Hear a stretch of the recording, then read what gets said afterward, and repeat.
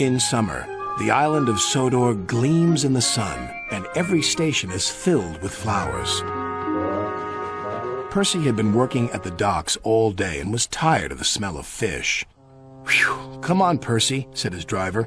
"Time to go home." "Please, sir, can I have a washdown first?" "Sorry, Percy, there isn't time. Sir Topham Hatt is waiting for us at the sheds."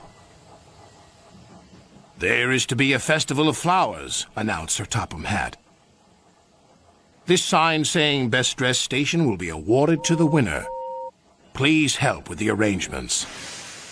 The engines were excited. "My favorite station is for Farquhar," said Thomas. "Mine is Maithwaite," said Toby. "Percy, what's yours?" Percy was too tired to think properly. "The docks," he murmured. "Ha!" sniffed Thomas. "We can tell." Toby laughed. "The docks are full of fish, not flowers." "All right, then, Arsdale End." "That's my home," replied Toby.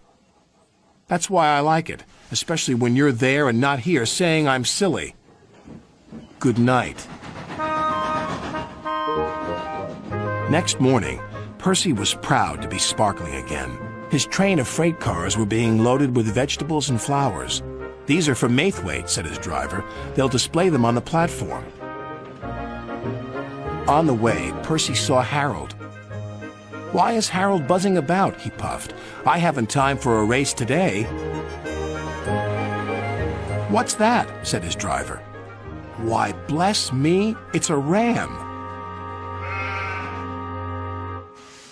"Now we'll be late. I should have known that Harold was trying to tell us something." "Bah!" "I've got just the ticket to get him off the track," cried the fireman. "Food." He found some cabbage leaves. The ram chomped happily away. "Please, can we go now?" When Percy arrived at the station, his driver told the station master what had happened. "I've heard about this ram. He's always hungry." A little while later, the station was decked with flowers. "Maithwaite will definitely win first prize," decided Percy. He left his coaches and went to a siding where no one could see him. Time for a snooze," he thought, but it wasn't. "We'd better see what all that noise is about," said his driver. Percy was shocked. Flowers were scattered everywhere. "It's that ram. He's made a meal of the station, too." Then there was trouble. "We can't get into the waiting room," the passengers cried. "Why not?" asked the station master. "The ram won't let us." Everyone looked at the ram, and the ram looked at them. "He's not alone," exclaimed Percy's driver. "Let us out," begged the boys. "We're sorry." "Well, look at that," said the station master. "The boys are the culprits, not the ram. He was just making sure they did no more damage." "We thought it would be fun, but it wasn't. We'll put everything back."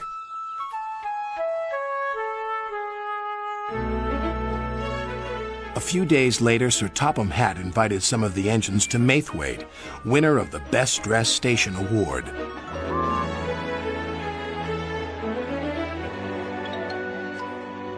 "I'm sorry, Toby," whispered Percy. "You made the right choice."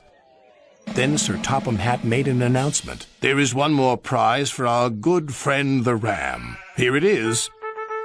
And I'll eat my hat if you don't like it." Then Harold landed. The wind from his blades blew Sir Topham Hatt's hat off. "Bah!" "Well, seems I wouldn't be able to eat my hat even if I had to." Everyone laughed, and the only sound from the ram was a contented hiccup.